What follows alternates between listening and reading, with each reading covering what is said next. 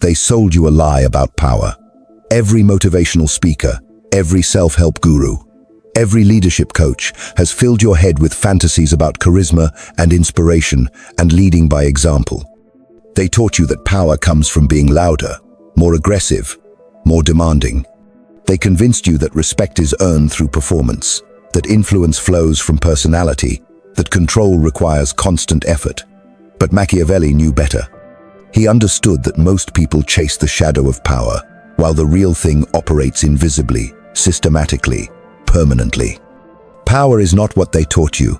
It's not about being the loudest voice in the room or the most intimidating presence at the table. Real power is architectural.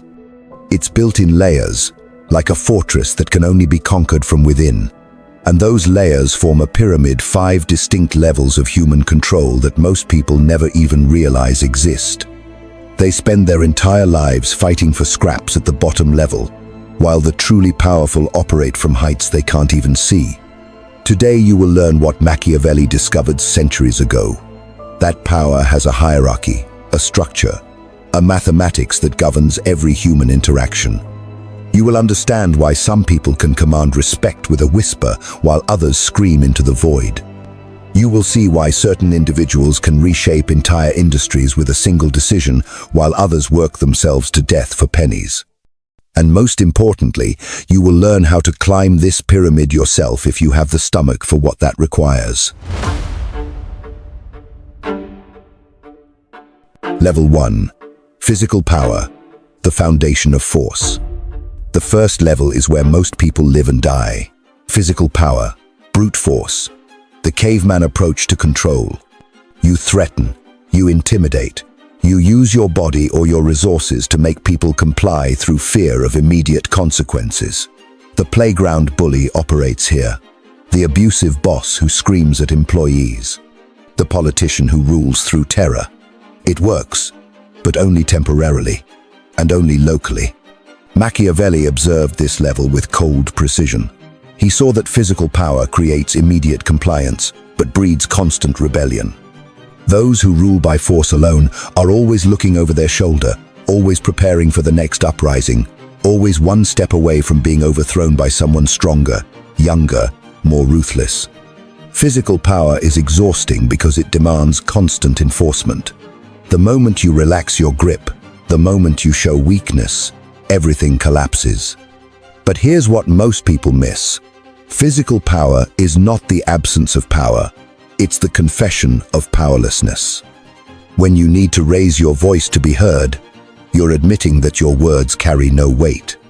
When you need to threaten consequences to get compliance, you're revealing that people don't naturally want to follow you. Physical power is what you resort to when you lack real influence.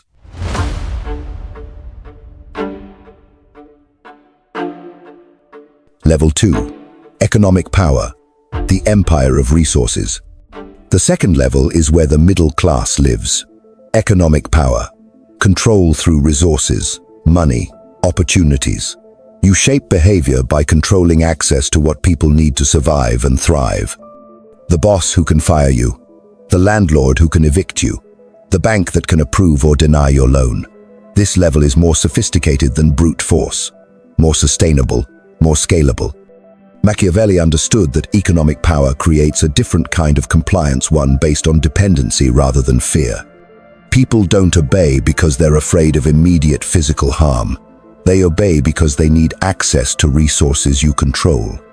This creates a more stable form of power because it aligns people's self-interest with your objectives. They want to please you because pleasing you serves their survival. But economic power still has fundamental limitations. It only works as long as you maintain exclusive control over essential resources. The moment people find alternative sources, the moment they become economically independent, your power evaporates. Economic power also requires constant maintenance. You need to keep acquiring resources, keep expanding your control, keep preventing others from building competing power bases. And here's the cruel mathematics of economic power. It's always temporary. Markets change, technologies emerge, competitors arise. What makes you wealthy today makes you irrelevant tomorrow. Those who rely solely on economic power are always playing defense, always trying to protect what they've built, always vulnerable to disruption. Level 3. Social power, the kingdom of perception. The third level is where the socially intelligent operate. Social power, the ability to shape perception, control reputation, influence how others see reality itself. This is the realm of media moguls, celebrity influencers, master networkers.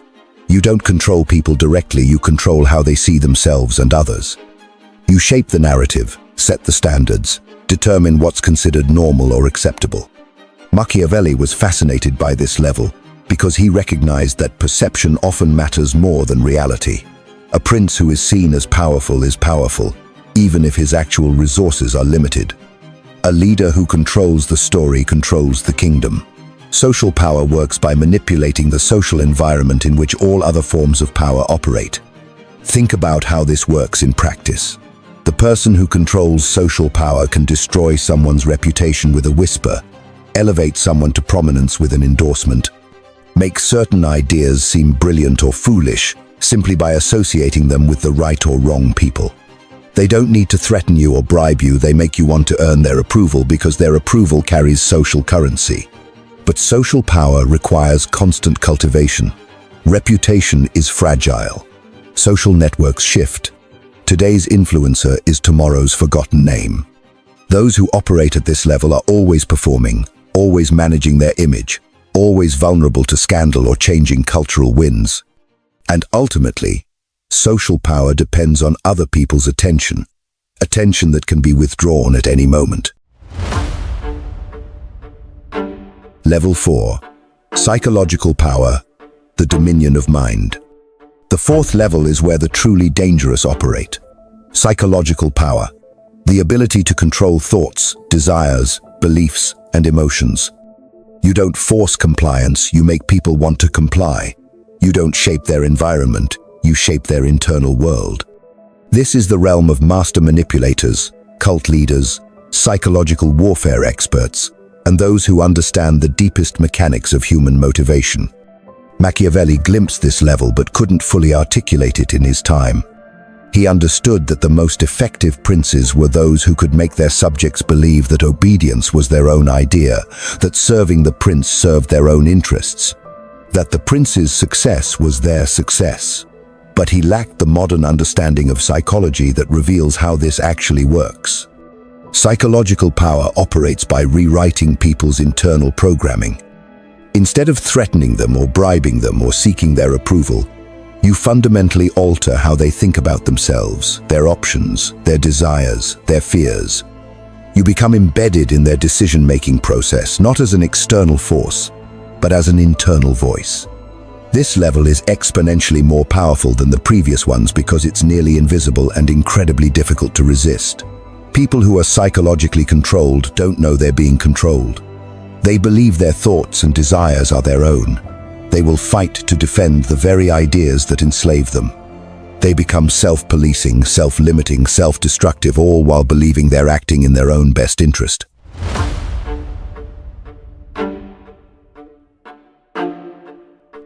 Level 5.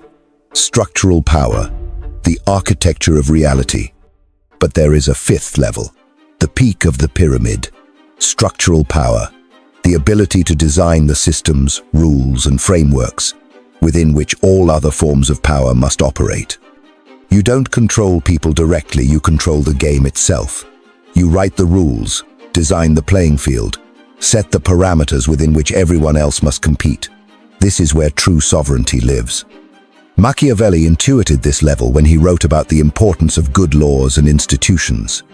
He understood that the most stable form of power came not from the personal qualities of the ruler but from the structure of the state itself. A well-designed system could function regardless of who occupied positions within it. The system itself became the source of power. At this level, you don't need to threaten, bribe, influence, or manipulate anyone. The structure does the work for you. People comply not because they fear you or need you or like you or have been programmed by you. They comply because the system makes compliance the only rational choice. They may not even realize they're complying. They think they're just living their lives, making their own decisions, pursuing their own goals. Think about how this works in practice. The person who designs the tax system controls more wealth than any individual taxpayer. The person who writes the regulations controls entire industries without owning a single company. The person who creates the platform controls all the users without needing to know their individual names. Structural power is power over power itself. The interconnected nature of power. Now here's what most people will never understand. These levels are not separate. They're interconnected, cumulative, mutually reinforcing. The most powerful individuals and organizations operate on multiple levels simultaneously. They use physical power to establish credibility, economic power to create dependency, social power to shape perception, psychological power to control motivation, and structural power to make it all seem inevitable. But there's a hierarchy. Each level transcends and includes the one below it. Physical power can be overcome by economic power. Money can hire more muscle than muscle can resist. Economic power can be overcome by social power, reputation, and relationships can create or destroy economic opportunities. Social power can be overcome by psychological power. Deep manipulation can reshape how people think about social status itself. And psychological power can be overcome by structural power. Well-designed systems can make even the most sophisticated psychological manipulation irrelevant. Machiavelli saw this pattern playing out across history. The Romans didn't conquer the world through superior military force alone. They built superior systems of law, administration, and governance that made Roman rule seem natural and inevitable. The Catholic Church didn't maintain power for centuries through physical intimidation. They created psychological and structural frameworks that made obedience appear to be a spiritual necessity. Why most people remain powerless? Most people spend their entire lives trapped at level 1 or 2. They think power means being able to force compliance or buy cooperation. They accumulate money or muscles or weapons and wonder why their influence remains limited. They can't understand why the quiet person in the corner seems to command more respect than the loud one giving orders.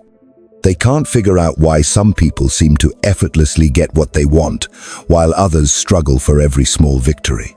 The answer is simple. They're playing the wrong game. They're competing for scraps at the bottom of the pyramid, while others operate from the top. They're focused on tactics while others design strategy. They're trying to win individual battles while others shape the entire war. And here's the brutal truth they don't want to face. Climbing this pyramid requires abandoning everything they've been taught about fairness, kindness, and playing by the rules. Each level demands a different kind of ruthlessness, a different willingness to prioritize effectiveness over ethics, results over relationships. At level 1, you must be willing to use force when necessary, regardless of how it makes others feel about you. At level 2, you must be willing to create and exploit economic dependencies, even when it causes hardship for others. At level 3, you must be willing to manipulate social perception, even when it means destroying reputations or spreading useful lies. At level 4, you must be willing to reshape people's psychological reality, even when it means making them dependent on you for their sense of self-worth.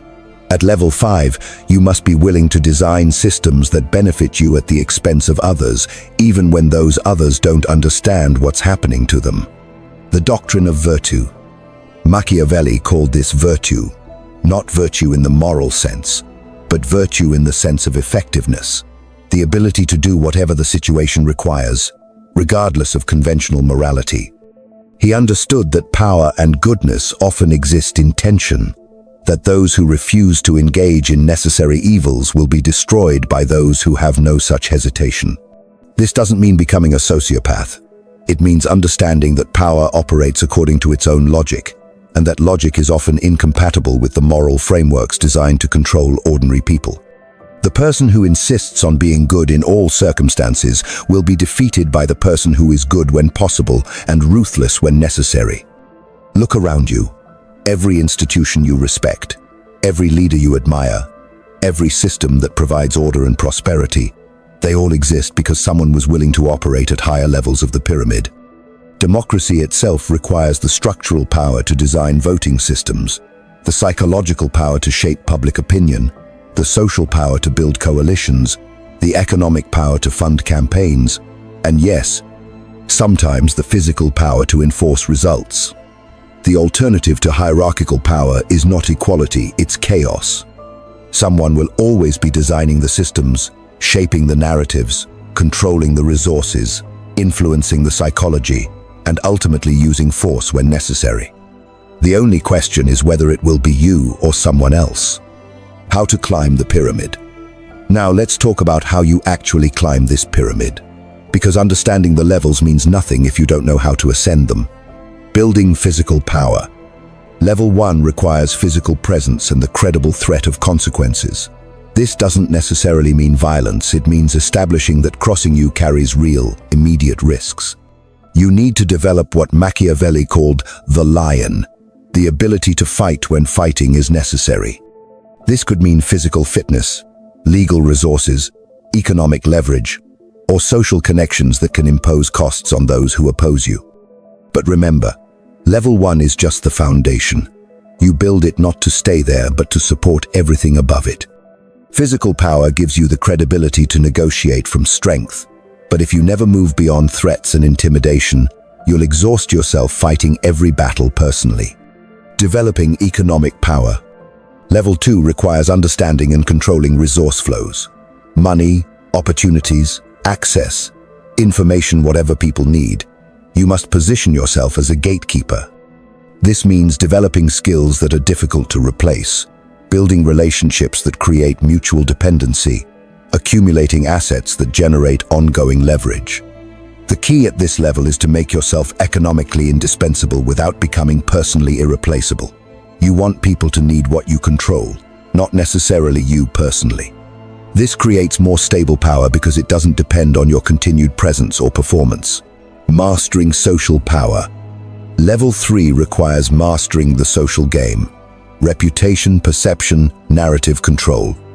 You need to understand how information flows through social networks, how opinions are formed and changed, how people decide who to trust and follow. This means developing media literacy, social intelligence, and strategic thinking about how your actions will be perceived and discussed. At this level, everything you do becomes part of a larger story you're telling about yourself and the world. Your successes need to be visible and memorable. Your failures need to be reframed or hidden. Your associations need to be carefully managed. Your public persona needs to be crafted to serve your objectives.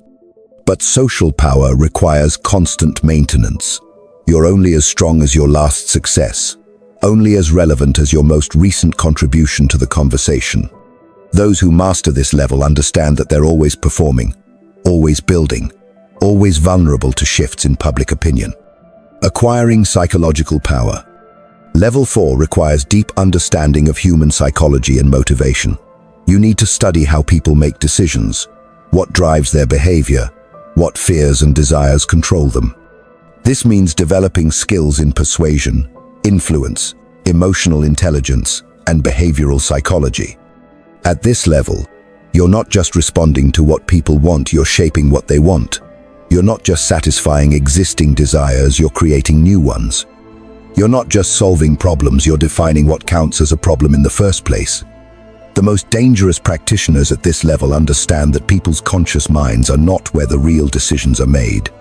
They learn to speak to unconscious drives, to embed suggestions in seemingly casual conversations, to create psychological frameworks that make their objectives seem like natural conclusions. But psychological power requires deep self-awareness. You cannot manipulate others effectively if you don't understand your own psychological patterns. You cannot reshape other people's reality if you're trapped in unconscious beliefs about your own. This level demands brutal honesty about your own motivations, fears, and limitations. Designing structural power. Level 5 structural power requires systems thinking and long-term strategic vision. You need to understand how complex systems interact, how small changes can have large effects, how to design frameworks that achieve your objectives automatically. At this level, You're not just playing within existing rules, you're writing new ones. You're not just competing within existing markets, you're creating new markets. You're not just influencing existing institutions, you're building new institutions. Machiavelli understood that this level requires patience and vision that extends beyond individual lifetimes. The structures you build may not pay off for years or decades. The systems you design may not show their full effects until after you're gone. But once established, structural power becomes nearly impossible to challenge because it appears to be natural, inevitable, just the way things are. The integration of multiple levels. Here's what separates those who successfully climb the pyramid from those who remain stuck at the bottom: the willingness to operate simultaneously at multiple levels. Physical power without economic backing is unstable. Economic power without social legitimacy is fragile. Social power without psychological insight is superficial. Psychological power without structural support is temporary. The master practitioners understand that each level reinforces the others. Your physical presence makes your economic proposals more credible. Your economic resources make your social positioning more secure. Your social influence makes your psychological manipulation more effective. Your psychological control makes your structural designs more acceptable. But climbing the pyramid also requires abandoning the illusions that keep most people comfortable. You must accept that fairness is a luxury you can afford only after you've secured power. You must recognize that good intentions without effective methods lead to bad outcomes. You must understand that those who refuse to play the game don't get to influence its rules. This doesn't mean becoming evil. It means becoming effective. Machiavelli's prince was not a monster, he was a pragmatist who understood that holding power responsibly sometimes requires using it ruthlessly. The alternative is not moral purity, it's irrelevance. The uncomfortable truth about power. Most people will read this and feel uncomfortable. They'll tell themselves they don't want power, that they're content with their current level of influence, that power corrupts, and they'd rather remain pure. This is exactly the kind of thinking that keeps people powerless. Power is not optional. You either exercise it or it's exercised over you. You either climb the pyramid or you spend your life serving those who did. You either design the systems or you live within systems designed by others for their benefit. The person who refuses to seek power doesn't become powerless, they become someone else's tool. Their labor enriches others. Their compliance enables others. Their passivity serves others' agendas. They tell themselves they're being moral while they're actually being used. Machiavelli saw this pattern everywhere. Good people who refused to dirty their hands being destroyed by bad people who had no such hesitation. Honest leaders being overthrown by corrupt ones. Noble intentions being defeated by ruthless methods. And in every case, the result was not the triumph of goodness, but the victory of organized selfishness over disorganized virtue. Power as a tool for good. The world doesn't reward the well-intentioned, it rewards the well-prepared. It doesn't celebrate the pure, it elevates the effective. Those who understand power's hierarchy and learn to operate within it don't just succeed for themselves, they gain the ability to protect and advance the people and principles they care about. Think about every positive change in human history. Democracy, civil rights, economic progress, scientific advancement, artistic achievement. None of it happened because good people simply hoped for better outcomes. It happened because effective people learned to accumulate and deploy power in service of their vision. The civil rights movement didn't succeed through moral arguments alone. It succeeded through strategic organization at multiple levels of the power pyramid. Economic boycotts, social pressure, psychological reframing, structural legal challenges, and yes, the implicit threat of civil unrest. The leaders of that movement understood that good intentions without power remain good intentions. The same pattern applies to every area of life. The teacher who wants to help students needs institutional power to change curricula. The entrepreneur who wants to solve problems needs economic power to fund solutions. The artist who wants to inspire needs social power to reach audiences. The activist who wants to change society needs psychological power to shift minds and structural power to alter systems. Where you start your ascent. So where do you start? Right where you are, with whatever resources you currently have access to. The pyramid is climbed one level at a time, one step at a time, one strategic decision at a time. If you're currently powerless, start by building physical credibility. Develop skills that make you valuable and difficult to replace. Create situations where crossing you carries real costs. Establish boundaries and enforce them consistently. Show that you're not someone who can be ignored or dismissed without consequences. If you have basic physical credibility, focus on economic positioning. Control resources that others need. Build systems that generate ongoing leverage. Create dependencies that work in your favor. Position yourself as a gatekeeper for opportunities others want. If you have economic foundation, develop social intelligence. Learn how reputation is built and destroyed. Master the art of strategic communication. Build networks that amplify your influence. Shape how others perceive you and your objectives. If you have social influence, study psychological dynamics. Understand what really motivates people beneath their conscious explanations. Learn to speak to unconscious drives and desires. Develop the ability to reframe problems and solutions in ways that serve your agenda. If you have psychological insight, think systemically. Design frameworks that achieve your objectives automatically. Create structures that make your success seem natural and inevitable. Build institutions that outlast your personal involvement. The wisdom of the fox. But remember Machiavelli's most important insight. Power without wisdom is dangerous, and wisdom without power is useless. As you climb the pyramid, you must also develop the judgment to use power responsibly. Not because morality demands it, but because effective power requires sustainable strategies. The tyrant who rules through fear alone eventually faces rebellion. The manipulator who destroys trust eventually faces isolation. The system designer who ignores human nature eventually faces collapse. True mastery of power requires understanding its proper limits and applications. This means developing what Machiavelli called the fox, the cunning to recognize traps, the intelligence to navigate complex situations, the wisdom to know when different approaches are required. Sometimes you need the lion's strength, sometimes the fox's cleverness, always the strategic mind that can see several moves ahead. The most powerful people in history were not those who accumulated the most force, but those who understood how to apply the right kind of power in the right circumstances. They knew when to fight and when to negotiate, when to be generous and when to be ruthless, when to be visible and when to operate from the shadows. Your choice, subject or sovereign. Now you have the map. You understand the territory. You know the levels exist and how they relate to each other. The question is, what will you do with this knowledge? Most people will do nothing. They'll tell themselves they're different, that they don't need power, that they can succeed through talent and hard work alone.